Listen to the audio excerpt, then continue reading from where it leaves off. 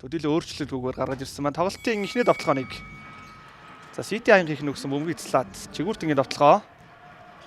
Нэг мөргөө довтлогоо амжилттай болсон. Тоглолтын нээлт оноо. Зохион байгуулалт бас их тааруухан довтлогоонууд л яваад байна. Ахаад 3-аас явуулсан. Хоолын зай шийдэл амжилттай болсон. Мөнх хотын Бат Эрдэнэ Мандахын шийдэл оновчгүй. За мөнх мандах өнгөрсөн тоглолтод бас тун сайн тоглолтыг үзүүлээд за харамсалтай нь алдаан табл сууж байсан.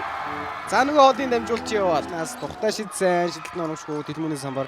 За Дэлмүний энэ довтлооны самбарт үзүүлж байгаа эцэг шийдэл нь таалагдж байна. За өөр Ажлын урдлагын авгалт 10-тай болж байгаа. Хөөргөө довтлсон. Довтлогоо амжилттай болж байна. Өвгдөө тоглолцч руу 2-3-оор аварж очиж байгаа хамгаалтын одоо тийм давуу тал гэх юм уу та. Тэр дор бөмбөг буцаага салгаад авчих боломжтой байдаг. Довтлогоо амжилттай болж байна. зүүндээ дайрж ороо цаана задлсан нөгөө Бат Эрдэнэ 3-аас шийдэлт нь унсан 2 Бат Эрдэнэ ослол. Эргүүлж байгаа баяртай өнөөдөр тоглолтын 2 дугаар үе. 2 дугаараас эхэлсэн. Довтлогоо амжилттай болсон мөнх мандах. Гарыг давуулж идэх гэдэг хэцүү байна. Саврагшаа дамжуулт аваад Бат Эрдэнэ гоё дамжуулт өгсөн. Доороос усууд тоглоод 2 оног авсан. Тэмүүлэнгийн 2 оноо. За өөрсдөө боломж үүсгэж байгаа энэ нөхцлүүдэл оноо олох шаардлагатай. Нөгөө талаас харин хурдан тоглоход бол ингэж зовхгүй оноо авч чадаад байгаа. Энэ удаа Тоглогчтойгоо тун сая ярилцсан байх. Боломжтой Мөнх Эрдэнэ мөмгийн дасалцаан Мөнх Эрдэнэ 2 ноо. тэгээ бараг.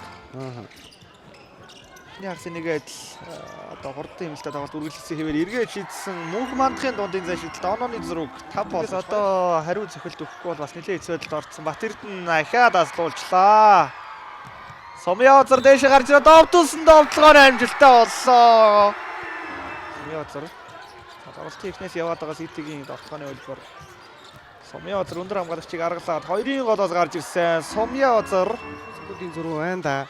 Бат Эрдэнэ шийдсэн. Шийдэлтэн дээр нь ганхууг яал.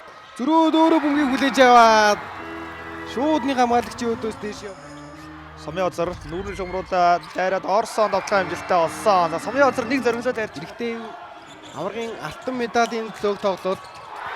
Тэмүүлэн сургуулийн Жигүүртэн болон Сити аян 2 дугаар могоны цаг нэлээд унтсан да. Өсгөөр явах хэрэгтэй. Эргээд хойно үлдээсэн Тэмүүлэн шидэж амжсан. Тэмүүлэнгийн шидэл цаг дуусахтай зэрэгцээ цагиралт унсан. болоод байгаа.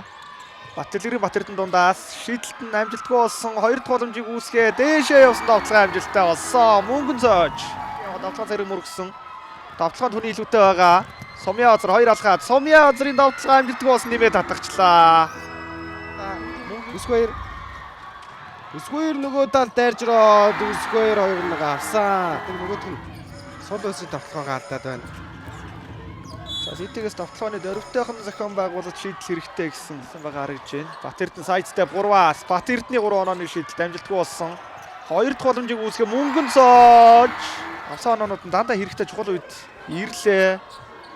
Зөрөө Сомьёозер аль болох цагаан унгаагаад оновчтой болгоод байх хэрэгтэй. Өсгөөр дундаас Сомьёозер тэр цаана өгсөн. За 2 тоглогч ойлгохгүй бөмбөг алдчихлаа. Зөрөөд Өсгөөр цэцлаа. За саяны мөнх Эрдэнэ довтлогч тэгээд боломжийг хаачуудаа гэсэн. За тоглолтын бараг эцсийн цэгийг Бат Эрдэнэ саяны довтлогоор хатгах шүү. 3 онооны шийдэлт амжилттай болсон. Батын шийдэлт амжилтгүй болсон. 2 дахь боломж мөнх мандах. За одоо бол нэг хайхтар дэж ойрхон хамгаалахгүй болуудаа гэсэн. Булган Эрдэнэ задлаад өгсөн. Булган Эрдэнэ дахиад 145 дээрээс Булган Эрдэнэ 3 дараас олын зай шийдэл. За боломж бол нэлээд хэцүү болсон. Сомьёозер мөнгөийг гаргаж байгаа. Давуулаад ийсэн. За мөнгөний замаас нь тасалсан. Санхүү төмөр замын их сургуулийн Жигүүртэн Монголын оюутны сагсан бөмбөгийн түүхэд бас сүүлийн хэдэн жил үнэхээр хүчтэй орж ирж байгаа сургууль юм шүү гэдгээ харуулад дутуугаа гүйцээр дундуураад үргэж байна. 2021-с 2022 онд яг энэ дивизионд 2 дугаар дивизионд мөнгөн медаль авсан. Тэрнийхээ дараа жил 1 дугаар дивизионд хүрэл медаль авсан. За ингээд дутуу байсан ганц медаль нь аваргын алтан медаль байсан. Тэрийг 2026 онд авах учиртай байжээ.